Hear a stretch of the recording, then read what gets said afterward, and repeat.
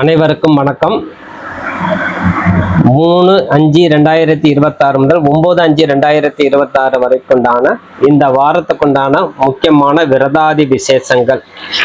இந்த வாரம் 4ஆம் தேதி அக்னி நட்சத்திரம், 5ஆம் தேதி மகா சங்கடகட சதுர்த்தி அங்காரக சதுர்த்தி, 6ஆம் தேதி புதன்கிழமை தேய்பிறை பஞ்சமி, 7ஆம் தேதி வியாழக்கிழமை தேய்பிறை சஷ்டி விரதம், 9ஆம் தேதி சனிக்கிழமை திருவோண விரதம், தேய்பிறை அஷ்டமி, நடராஜர் அபிஷேகம். 3 விசேஷங்கள் அடங்கியது சனிக்கிழமை.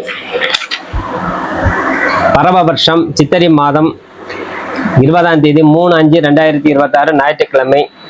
தேய்பிறை திதி திதி நள்ளிரவு 2:39 வரை. அதன் பின்பு திரிய திதி. விசாக நட்சத்திரம் காலை 6:59 அதன் பின்பு அனுஷ நட்சத்திரம்.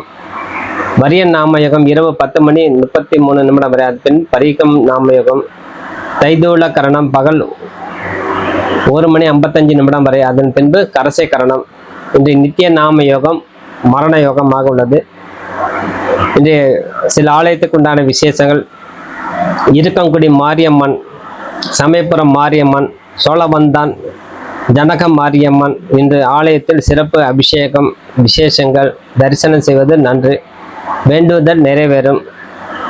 மதுரை கள்ளழகர் திருவிதி விழா முடித்து மலைக்கு புறப்பாடு. சங்கரங்கோவில் கோமதி அம்மன் புஷ்ப பாவடை தரிசனம். அடுத்தபடியாக பரவபர்ஷம் சித்திரை மாதம் 21ஆம் தேதி 4/5/2026 திங்கட்கிழமை தேய்பிறை திருதி திதி. நாளை அதிகாலை 4:40 வரை. அதன் பின்பு சதுர்த்தி திதி. இந்த அனுஷ நட்சத்திரம் காலை 9:30 வரை. அதன் பின்பு கேட்டை நட்சத்திரம். பரிகம் நாமயோகம் இரவு 10:48 வரை. அதன் பின்பு சிவம் நாமயோகம். வனசை கரணம் மாலை 4:15 வரை. அதன் பின்பு பத்திரை கரணம். இன்று நித்திய நாமயோகம் சித்தை நாமயோகம். இன்று அக்னி நட்சத்திரம் ஆரம்பம். மதுரை அழகர் சுவாமி மலைக்கு புறப்பாடு. சங்கரங்கோவில் கோமதி அம்மன் புஷ்ப பாவடை தரிசனம். திருவள்ளூர் வீரராக பெருமாள் புஷ்பாங்கி சேவை. திருநீருமலை திருவிடந்தை கருட சேவை. இந்த ஆலயத்தில் கருட சேவை. இந்த அக்னி நட்சத்திரம். அக்னி நட்சத்திரங்கிறது மொத்தம் ஒரு 21 நாட்கள். அது 21 நாளுங்கிறது அக்னி நட்சத்திரத்துக்கு உண்டான வரலாறு கொஞ்சம் சுருக்கமாக பார்ப்போம். கத்திரி வெயில் சொல்லிட்டு வரோம். சித்திரை மாதத்தில் வரக்கூடிய பரணி நட்சத்திரம் 3ஆம் பாதத்தில் தொடங்கி ரோகிணி நட்சத்திரம் 1ஆம் பாதம் வரைக்கும் இந்த அக்னி நட்சத்திரம் 21 நாள் நீடிக்கும். இந்த சூரிய பகவான் பரணி நட்சத்திரத்தில் அடியெடுத்து வைக்கும்போது சூரியனுடைய வெப்பம் அதிகரிக்குது. அக்னி பகவானுடைய காண்டவ வனத்தில் எரித்த தன் உடலை வெப்பத்தை தனித்து கொண்ட நாட்களாக இது புராணங்கள் கருதப்படுகிறது. அதனால் மகாபாரத காலத்திலிருந்து இது அந்த அக்னி நட்சத்திரம் அதிகமாகவே இருக்குது. ஆகவே அக்னி தேவர் தொடர்ந்து 12 ஆண்டுகளுக்கு யாகங்களை செய்து கொண்ட நெய்லாம் ஊட்டுக்கொண்டதால் அவருக்கு உடல் நிலை சரியாகாமல் போனது. இதனால் அவர் தன்னுடைய உடல் வெப்பத்தை தணிக்கவும் ஆற்றலை மீட்டு காண்டவ வனத்தில் எரிக்க விரும்பினார். அந்த காண்டவ வனம் எரிக்கும்போது தான் அர்ஜுனன் உதவியோட இந்திரன் மலையினால் நெருப்பை அணைக்கப்பட்டது. அர்ஜுன காண்டிபன் என்னும் வில்லை வானத்தில் அம்புகளை கொண்டு ஒரு கூண்டு போல உருவாக்கினார். அதனால அந்த காண்டிபன்கிற பேர் அவருக்கு உண்டாச்சு, அர்ஜுனனு கூட. அதனால 21 நாள் அக்னி நட்சத்திரம் தேவர்களுக்கு வனவாசத்தில் இருக்கக்கூடிய காலம்ங்கிறதுனால வெப்பத்தை ஆற்றலையும் முழுமையாக மீட்டெடுத்தார். ஆகவே உடல் நிலை சரியில்லைன்னா அதனால தான் அக்னி நட்சத்திரம் எதுவுமே வெளியில போகக்கூடாதுன்னு சொல்லும். சித்திரை மாதம் சொல்லக்கூடிய தன்மையில் அந்த சூரியன் உச்சம் இருக்கும்போது உருவாக்கக்கூடிய காலம்.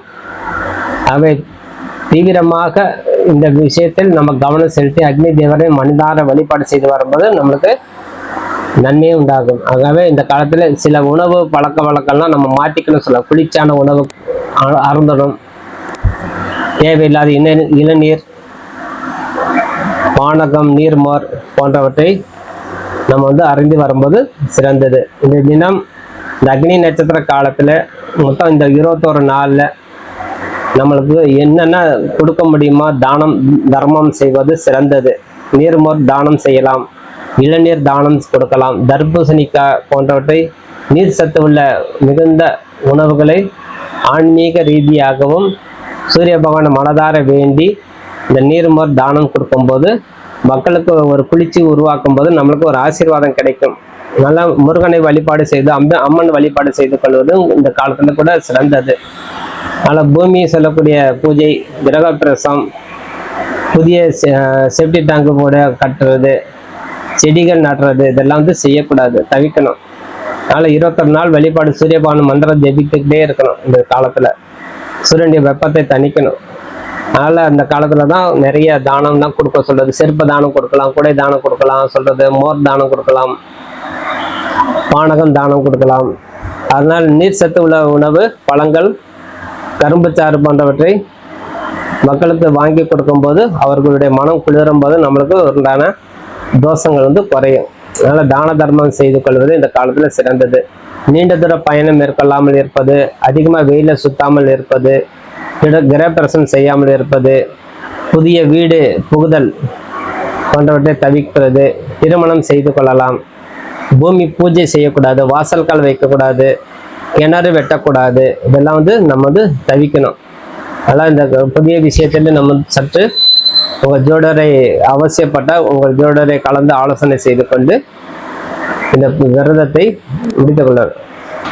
அடுத்தபடியாக சித்திரை மாதம் 22ஆம் தேதி 5/5/2026 செவ்வாய்க்கிழமை தேய்பிறை சதுர்த்தி நாள் முழுவதும் கேட்டை நட்சத்திரம் பகல் 12 மணி பின் மூல நட்சத்திரம், சிவம் நாமயகம் இரவு 11 மணி 23 பின்பு சித்தி நாமயகம், பவகரணம் மாலை 6 மணி 38 வரை, அது பின்பு பவளகரணம் பகல் 12 மணி 4 வரை, அது பின்பு சித்த யோகமாக உள்ளது. அங்காரக சதுர்த்தி ஆஞ்சநேயர் பூஜை செய்து கொள்வது சிறந்தது. சென்னை கேசவ பெருமாள் நாச்சியார் திருக்கோல காட்சி தங்க பல்லாக்கில் பவனி. அவை இந்த தினம் ஆஞ்சநேயர் பூஜை செய்து கொள்ளலாம். சதுர்த்தி நாள் சங்கடகட சதுர்த்தி, அங்காரக சதுர்த்தின் பேர். செவ்வாய்க்கிழமை வரக்கூடியது மிகவும் விசேஷமானது. மற்ற சதுர்த்தியோட அங்கார சதுர்த்தி பெரிய பலன், அதிகமான சக்தி வாய்ந்தது சொல்லுவோம். ஆனால் பரதவாஜ முனிவருக்கு மகனாக பூமாதேவி, முதல்வனாக அங்காரகன் அந்த செவ்வாய்க்குடைய நாள் விநாயகரை வேண்டி கடும் தவம் செய்து பிறந்தார். அவர் பெரிய அளவிலே அங்காரனாகி என அழைக்கப்பட்டு அனைத்து சங்கடங்களை தீர்த்தும் வந்து பெயர் பெற்றார். அதனால் அந்த வார்த்தைக்கு நம்மளுக்கு வந்து மதிப்பு கொடுக்கணும். பெற்றோருடைய வார்த்தைக்கு யார் மதிப்பு கொடுக்குறாங்களோ அவங்க வாழ்க்கை வந்து என்னைக்கும் வந்து தாழ்வு ஆகாது. அந்த பரதவாஜ முனிவரும் பூமாதேவின்னு சொல்லக்கூடிய புதல்வனுக்கு பிறந்த இந்த அங்காரகன் பெற்றோருடைய ஆசீர்வாதத்தோடு விநாயகரை வேண்டி தவம் செய்யும் போது இந்த வரம் அவருக்கு கிடைக்குது. ஆனால் செவ்வாய்க்கிழமை இந்த சங்கட சதுர்த்தியில செவ்வாய் பகவான் விநாயகரை நோக்கி தவம் செய்த போது அவருக்கு பல வரங்கள் கிடைச்சது. அதனால சங்கடம் என்றால் துன்பம் என்று பேர், ஆரா என்றால் அழித்தல்னு பேர். அதனால சங்கடகட சதுர்த்தின் பேர். வாழ்க்கையில் உள்ள தடைகள் அனைத்தும் நீட்டி கடன் தொல்லையெல்லாம் நிவர்த்தி ஆகி, செவ்வாய் தோஷம் உள்ளவர்களுக்கு ஜாதகத்திலிருந்து தோஷம்லாம் நிவர்த்தி ஆகணும் சொல்லி வேண்டிக்கும் போது அந்த வாரம் கேட்குறார். அதனால விநாயக பெருமான் அந்த அங்காரகர் சதுர்த்தி யார் விரதம் இருந்து வழிபாடு செய்கிறாலோ செவ்வாய்னால பெரிய பாதிப்பு கொடுக்காது. அதனால அந்த மாலை பொழுது சங்கடகட சதுர்த்தி அன்னைக்கு விநாயக பெருமானை மனதார வேண்டி பூஜை செய்து வரும்போது, நம்மளுக்கு கொழுக்கட்டை போன்றவற்றை நெய்வேத்தியம் செய்து வரும்போது தடைகள் அனைத்து நிவர்த்தி ஆகும், கடன் தொல்லை நீக்கும், வியாதிகள் குறையும், மன அழுத்தம் குறையும், தேவையில்லாத டென்ஷன் குறையும், பிறரால் ஏற்பட்ட அவமானங்கள் வந்து குறைவுக்கு உண்டான வழி கிடைக்கும், சமூகத்தில் நம்மளுக்கு ஒரு அந்தஸ்தாக வாழ வைக்கக்கூடிய தன்மை கொடுக்கும். அதனால எந்த விதமான சேவதோஷம் பற்றி கவலை கொள்ளாமல் இந்த விரதம் காலையில் நீராடி விநாயக பெருமான அகவரல் பாடி மற்ற அருகம்புல்லாம் சார்த்தி மாலை சார்த்தி உணவு உட்கொண்டு உண்ணாவு நோன்பு சொல்லக்கூடிய பால் பழம் மட்டும் சாப்பிட்டு விரதம் இருக்கும்போது சிறப்பு. எப்படி பிரதோஷ நேரம் விரதம் இருக்கிறோமோ அதே மாதிரி சங்கடகட சதுர்த்திக்கு மாலை பொழுதுல விரதம் இருந்து சந்திர பகவானை பார்க்கும்போது அனைத்து விதமான தோஷங்கள் வந்து குறையிறதுக்கு வாய்ப்பு கொடுக்கும். இந்த தினம் சிறப்பாக 2 ஆஞ்சநேயர் வழிபாடு செய்து கொள்வதும் இந்த தினம் சிறந்தது. ஆனால் ஹனுமானை செய்து பூஜை செய்து கொள்ளும் போது உங்களுக்கு அனைத்து விதமான தடைகள் நிவர்த்தி ஆகும். அடுத்தபடியாக பரவ வருஷம் சித்திரை மாதம் 23ஆம் தேதி 6/5/2026 புதன்கிழமை தேய்பிறை சதுர்த்தி காலை 6:35 வரை. அதன் பின்பு பஞ்சமி. இந்த மூல நட்சத்திரம் பகல் 2:32 வரை. அதன் பின்பு போராட நட்சத்திரம். சத்தியம் நாமயோகம் இரவு 11:50 வரை. இந்த கௌளவ கரணம் பகல் 2:32 வரை மரண யோகம். அதன் பின்பு அமிர்த யோகம். இந்த ஸ்ரீரங்கம் நம் பெருமாள் விழா தொடக்கம். வீரபாண்டி ஸ்ரீ கௌமாரியம்மன் பவானி. ஸ்ரீ வைகுண்டம் ஸ்ரீ வைகுண்டாபதி பாலாபிஷேகம். ஸ்ரீபெரும்புதூர் மணவாள மாமணிவருக்கு பூஜை. ஸ்ரீபெரும்புதூர் ஆதிகேசவ பெருமாள் திருத்தேர். ஸ்ரீரங்கம் அரங்கநாதன் விருப்பம் திருநாள். காஞ்சிபுரம் ஏகாம்பர சுவாமிக்கு பாலூரி திருவுறுதல் ஊற்றல் என்கிற திருவிழா. இன்று பஞ்சமி. இது தேய்பிறை பஞ்சமி. தேய்பிறை பஞ்சமி அப்படிங்கும்போது நம்மளுக்கு 5வது திதி. வளர்பிறையிலும் சரி தேய்பிரையும் சரி 5வது திதி பஞ்சமி திதி. அதாவது பௌர்ணமிக்கு அடுத்து வரக்கூடியது திதி தான் பஞ்சமி தேய்பிறை அப்படின்னு பேர். கிருஷ்ணபட்சம். இந்த திதி வாராகியம்மனை வழிபட எதிரி தொல்லை நீங்கி தடைகள் விலக மற்றும் கேட்ட வரம் கிடைக்கும். நம்ம எப்போ ஒரு வேண்டுதல் வைக்கிறோமோ அந்த வரன் அந்த இறைவன் கொடுத்தே ஆகணும். அதுதான் மரபு நீதி. ஆனால் இந்த பஞ்சமி போது நேரம் வாராகியம்மனை மனதார வழிபாடு செய்து சிறப்பு பூஜை செய்யும்போது நம்மளுக்கு சிறந்ததாக ஆளாக்குவாள். ஆனால் இந்த திதியில் அம்மனை வழிபாடு செய்து தீய சக்திகளிலிருந்து விரட்டி காக்கக்கூடிய தெய்வம்.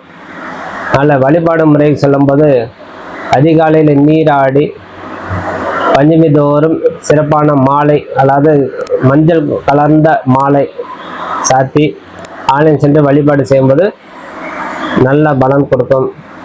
5 தேய்பிறை பஞ்சமிக்கு தொடர்ந்து வாராகி அம்மனுக்கு பூஜை செஞ்சுட்டு வரும்போது நினைத்த காரியம் நிறைவேறும். தேய்பிறை பஞ்சமி தோறும் அம்மனுக்கு விரதம் இருந்து விரலி மாலை சாத்தி தேங்காய் விளக்கேற்றி வழிபாடு செய்யும்போது நம்மளுக்கு பலவிதமான ஆரோக்கியம், உடல் ஆரோக்கியம், தேக ஆரோக்கியம் கொடுக்கும். அதனால இந்த வழிபாடு தவறாம செய்து வரணும். அதனால் பாம்பு தோஷம் இருக்குது, அதாவது புற்று தோஷம்னு சொல்லுவோம், அதாவது சர்ப்ப தோஷம், எதுனாலும் நம்ம எடுத்துக்கலாம். அந்த பாம்புனால ஏற்படக்கூடிய சர்ப்ப தோஷம்லாம் நிவர்த்தி செய்யும். பில்லி சூன்யம் போன்றவற்றை இருந்தால் விலகும். கொடுக்கல் வாங்கலில் ஏதேனும் தகராறு இருக்குது, பிரச்சனை இருக்குது, நம்ம கொடுத்த பணம் வரவே மாட்டேங்குதுன்னா நம்ம நியாயமான கோரிக்கை அந்த அம்மன் நிறைவேற்றி தருவா. அதனால் புற்றுக்கு பால் ஊற்றி வரும்போது சிறந்தது. செம்பருத்தி பூவால் சிகப்பு மலரால் அர்ச்சனை செய்து கொள்ளுங்க.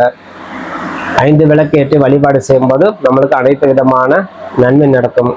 அந்த அம்மனுக்கு பிடித்த பிரசாதம் அப்படின்னு எடுத்தாலே தோல் நீக்காத, அதாவது உளுந்து வடை, அதாவது முழு உளுந்து சொல்லுவாது பேர். முழு உளுந்து, கருப்பு உளுந்து, அந்த வடையை அந்த கருப்பு உளுந்தால வடை செஞ்சு வழிபாடு செய்யணும். தயிர் சாதம் கொடுக்கலாம், சுண்டல் நெய்வேதியம் செய்யலாம், பானகம் நெய்வேதியம் போன்றவற்றை நெய்வேதியம் செய்து இந்த 5 வகை கூட நம்ம மொத்தமாக படைத்து அந்த அம்மனை வழிபாடு செய்யும்போது, அது இல்லாமல் பூமியில விளையக்கூடிய கிழங்கு வகைகள் அது சேர்த்து படைத்து வழிபாடு செய்து கொள்ளும்போது நம்மளுக்கு அனைத்து விதமான நன்மைகள் நடக்கும். அடுத்தபடியாக பரவ வருஷம் சித்திரை மாதம் 24ஆம் தேதி 7/5/2026 வியாழக்கிழமை தேய்பிறை பஞ்சமி தேதி காலை 8:19 வரை. அதன் பின்பு சஷ்டி. இந்த பூராட நட்சத்திரம் மாலை 4:46 அதன் பின்பு உத்திராட நட்சத்திரம். இந்த சத்தியம் நாமயோகம் இரவு 1:11 வரை. அதன் பின்பு சுபம் நாமயோகம். தைதுவில கரணம் காலை 10:15 வரை. அதன் பின்பு கரசை கரணம். இந்த நாள் முழுவதும் சித்த யோகம். இந்த சிறப்பு விசேஷம் தேய்பிறை சஷ்டி விரதம். சுவாமிமலை முருகப்பெருமான் தங்க கவசம் அணிந்து வைரவேல் தரிசனம். சென்னை ஆதிகேசவ பெருமாள், திருவெல்லிக்கேணி பார்த்தசாரதி பெருமாள் இத்தலங்களில் ரத உற்சவம். சீர்காழி முத்துச்சொடையர் நாதர் உற்சவம். இந்த தேய்பிறை சஷ்டி விரதம். இந்த தேய்பிறை சஷ்டி அப்படின்னாலே நம்மளுக்கு அறிந்த விஷயம் பலன் அதிகம். வரலாறு சஷ்டிங்கிறது முருகப்பெருமானை வேண்டி தவம் மேற்கொண்டு வருபவர்களுக்கு இந்த சஷ்டி விரதம் உன்னதமான பலன் கொடுக்குது. அது முருகப்பெருமானுக்கு உரிய திதியான சஷ்டி.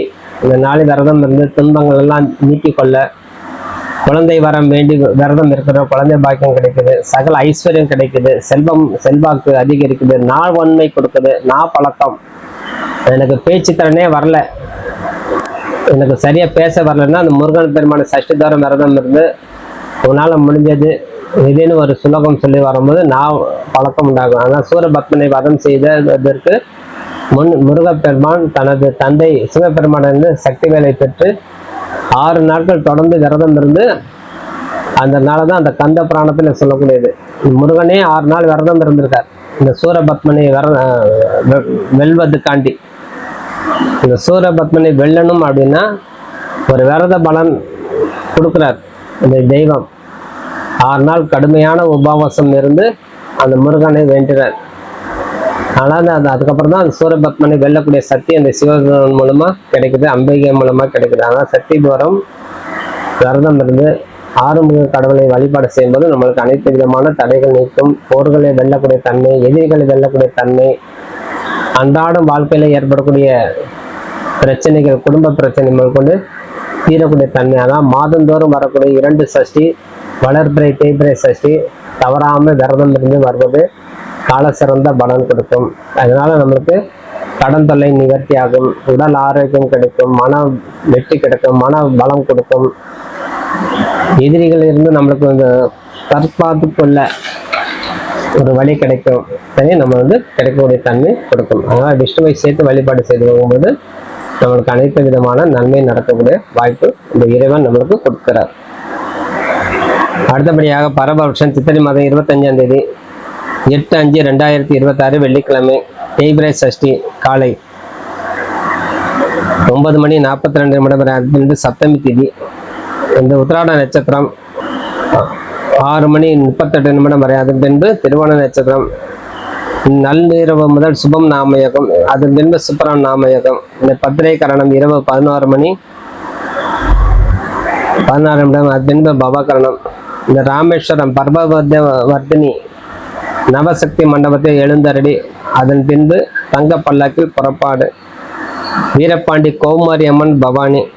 இந்த சுப முகூர்த்த நாள் காலை 6 மணி முதல் 7:30 வரை ரிஷப லக்னத்தில் கணபதி ஹோமம் செய்து கொள்ள சிறந்தது. உதியூர் மலை கொங்கண சித்தர் திருநட்சத்திர பூஜை. இளையனார் வேளர் பாலசுப்பிரமணியர் திருவிழா உற்சவம். இந்த சிறப்பு வெள்ளிக்கிழமை வழிபாடு, அம்பிகை வழிபாடு செய்து கொள்வது சிறந்தது. ஆகவே அனைத்து விதமான நன்மை நடக்கக்கூடிய தன்மை இந்த வெள்ளிக்கிழமை அம்மன் வழிபாடு செய்து கொள்ளும் போது பலவிதமான ஆற்றல் நம்மளுக்கு அதிகரிக்கும். அடுத்தபடியாக பரமபட்சம் சித்திரை மாதம் 26ஆம் தேதி 9/5/2026 சனிக்கிழமை தேய்பிறை சப்தமி திதி காலை 10:40 வரை. அதன் பின்பு அஷ்டமி திதி. இந்த திருவோண நட்சத்திரம் இரவு 8:04 வரை. அதன் பின்பு அவிட்ட நட்சத்திரம். சுப்ரம் நாமயோகம் நள்ளிரவு 2:35 வரை. அதன் பின்பு பிரம்மம் நாமயோகம். பவகரணம் பகல் 2:03 வரை. அதன் பின்பு அமிர்த யோகம்.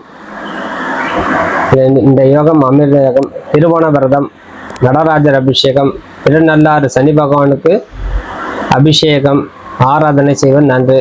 சிறுவில்லிபுத்தூர் பெரிய பெருமாள் புறப்பாடு, ஸ்ரீரங்கம் கருட சேவை, சென்னை வண்ணாரப்பேட்டை ஸ்ரீமத் தட்சிணாமூர்த்தி குரு பூஜை, திருவேல்லிக்கேண்டி பார்த்தசாரதி படையாட்சி உற்சவம். இந்த மாதந்தோறும் வரக்கூடிய திருவோண விரதம் இருந்து வழிபாடு செய்யும் போது பெருமாளுடைய அனுகிரகம் பரிபூர்ண அருளை பெற்று வாழக்கூடிய தன்மை நம்மளுக்கு கொடுக்குது. இந்த பெருமாளுக்கு நைவேத்தியங்கள் செய்து விஷ்ணு சகஸ்ரநாமம் போன்றவற்றை பாராயணம் செய்து அந்த துவாதசியில உணவு அர்ப்பணிக்கும் போது நம்மளுக்கு மோட்சத்தை நல்கும். ஆகவே பெருமாள் கோயில் சென்று துளசி மாலை சாற்றி தீர்த்தம் உட்கொண்டு பால் தேன் போன்றவற்றை அபிஷேகம் செய்து வரும்போது நம்மளுக்கு அனைத்து விதமான நன்மை உண்டாகும். அன்றைய தினம் நம்மளுக்கு சுண்டல் கூட பிரசாதமாக படைக்கலாம். விஷ்ணு சகஸ்ரநாம பாராயணம் செய்து வரும்போது, லட்சுமியுடைய சகஸ்ரநாமம் சொல்லி வரும்போது நல்ல பலன் கொடுக்கும். உபவாசம் அப்படின்னாலே முழுசாக இருக்கணும், இல்லைன்னா ஒரு பால் பழம் மட்டும் அருந்தி விரதம் இருந்து வரலாம். அதனால் இந்த காலத்தில் நம்ம செய்யக்கூடியது வாமன அவதாரம் பெருமாளை வழிபடுவதால் சங்கடங்களை நீக்கி ஐஸ்வர்யம் கொடுக்கும். ஜாதக தோஷ நிவர்த்தியாகும். சந்திர தோஷம் உள்ளவர்கள் திருவண்ண நட்சத்திரம் தோறும் விரதம் இருந்து வரும்போது அந்த சந்திரனால் ஏற்படக்கூடிய தோஷம் நிவர்த்தி ஆகும். வளமான வாழ்க்கை வேணும், கல்வி சிறப்பாக விளங்கணும், செழிப்போட வாழணும், திருமணம் கூடணும், குழந்தைகள் நல்லபடியாக படிக்கணும், இந்த விரதம் இருந்து வரலாம். அத்தனை கடந்தாச்சு, வயதான காலத்தில் மோட்சம் வேணும், அத்தனையும் கிடைக்கக்கூடிய தன்மை இந்த திருவோண விரதம். அதனால் இந்த திருவோண விரதத்துக்கு உண்டான வரலாறு நம்ம பார்க்கும்போது பெருசாக சொல்லப்பட்டிருக்குது. அதனால் கடைபிடித்து வரக்கூடிய வைஷ்ணவ சம்பிரதாய பிரகாரம் நாகபலி சக்கரவர்த்தி அகங்காரத்தை அடக்கி விஷ்ணு வாமன அவதாரம் தரித்து தினத்தை சிறப்பாக இந்த நாளில் விரதம் இருந்து வரும்போது நம்மளுக்கு அனைத்து விதமான சௌபாக்கியங்களும் கிடைக்கும். ஒருத்தர் எந்த பக்தனாக இருந்தாலும், ஒரு ஞானியாக இருந்தாலும், அகங்காரம்னு வந்தா அதை அடக்கக்கூடியதுக்கு அந்த அடக்கி ஆளக்கூடிய தன்மை இந்த இறைவனுக்கு பாடமாக போகுறதுக்கு தயாராக வந்து விடுவார். அதனால மகாபலி சக்கரவர்த்தி தன்னுடைய தேஜஸ், தன்னுடைய தபஸ் வலிமையால் பல யாகங்கள் செய்து இறைவனை அடையணும் அப்படின்னு நினைக்கும் போது, இறைவனாகவே ஆகணுங்கிறது ஒரு எண்ணம், இந்திர பதவி வேணுங்கிற ஆசை வரும்போது, அது தவறான நபர்கிட்ட ஒரு பொறுப்பு கொடுத்தா அது சரியாகாது அப்படின்னு சொல்லி அடக்கி ஆளக்கூடிய தன்மை இந்த இறைவனே விஷ்ணு மகாபலி சக்கரவர்த்திக்கு 3 அடி மண்ணு கேட்டு அந்த நாள் நம்மளுக்கு திருவோண விரதம் உண்டான வரலாறு. அதனால மலையாள தேசத்தில் அதிகமாக கொண்டாடக்கூடிய காலம். அதனால ஆனி மாதம் வரக்கூடிய திருவோண நட்சத்திரம் தான் அதிகமாக மகாபலி சக்கரவர்த்திக்கு கொண்டாடக்கூடிய காலம், ஓணம் பண்டிகைன்னு சொல்லுவோம். அதனால 27 நட்சத்திரத்துல திருவோணம் அப்படிங்கிறது சிறப்பு வாய்ந்தது. அதனால மாதந்தோறும் திருவோண விரதம் இருந்து அதிகாலையிலிருந்து விரதம் இருந்து வருவது நல்ல சிறந்த பலன் கொடுக்கும்.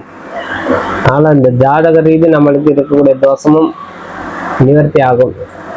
அடுத்தபடி இந்த நம்ம 2வது விசேஷம் இன்றைய தினம் தேய்பிறை அஷ்டமி. இப்போ தேய்பிறை அஷ்டமி அப்படிங்கும்போது நடுநிலையாக இருக்கக்கூடிய தன்மை. அதனால 6வது 7வது 8வது அப்படின்னு நம்ம சொல்லுவோம். அப்போ அஷ்டமத்தில் இருக்கக்கூடிய கிரகம் 8வது திதி. அப்போ இதெல்லாம் ஒரு சிறப்பு. அப்போ இதனால நம்மளுக்கு பைரவரை வழிபாடு செய்யணும் அப்படின்னு சொல்லுவோம். ஒரு உக்கிரமான தெய்வத்தை வழிகாட்டுதலாக காட்டுறோம் நம்ம சாஸ்திரத்துல. சிவபெருமானின் அம்சமான பிரம்மனின் அவதாரத்தை அடக்கி, பிரம்மாவுடைய அகந்தத்தை அடக்கி, அவர் 64 ரூபங்களை ஒன்றான காலபைரவர் தோன்றுறார். அதனாலதான் அந்த பிரம்மாசி தோஷம் சொல்றோம். பிரம்மாசி தோஷம் உண்டானா அந்த பைரவரை வழிபாடு செய்யணும். அந்த கார்த்திகை மாதம் தேய்பிறை அஷ்டமியில் பைரவருக்கு அவதாரம் நாள், அது ஜென்ம அஷ்டமி என்று பைரவருக்கு அழைக்கப்படும். இருப்பினும் ஒவ்வொரு மாதம் வரக்கூடிய ஒவ்வொரு அஷ்டமியிலும் நம்ம வழிபாடு செய்து வரும்போது அதனால் நம்மளுக்கு பரிபூர்ண அருள் நம்மளுக்கு கிடைக்குது. ஒவ்வொரு மாதம் ஒவ்வொரு நாள் ஒரு கிழமை கூடி, ஒரு திதி, ஒரு நட்சத்திரம் கூடி வரும்போது அதிலே ஒரு சிறப்பு வாழ்க்கையில் நம்மளுக்கு அமையுது. அதில் காலபைரவருக்கு தீபம் ஏற்றி 21 தீபம் ஏற்றி வழிபாடு செய்யுங்க.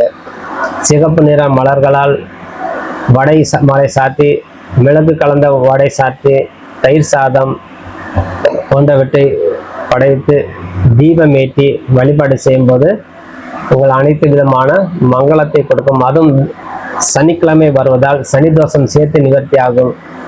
அதில் கருப்பு நாய் அந்த நேரத்தில் உங்களை பார்வைக்கு பட்டால் அந்த கருப்பு நாய்க்கு ஏதேனும் ஒரு உணவு கொடுத்தால் நல்ல பலன் கொடுக்கும்.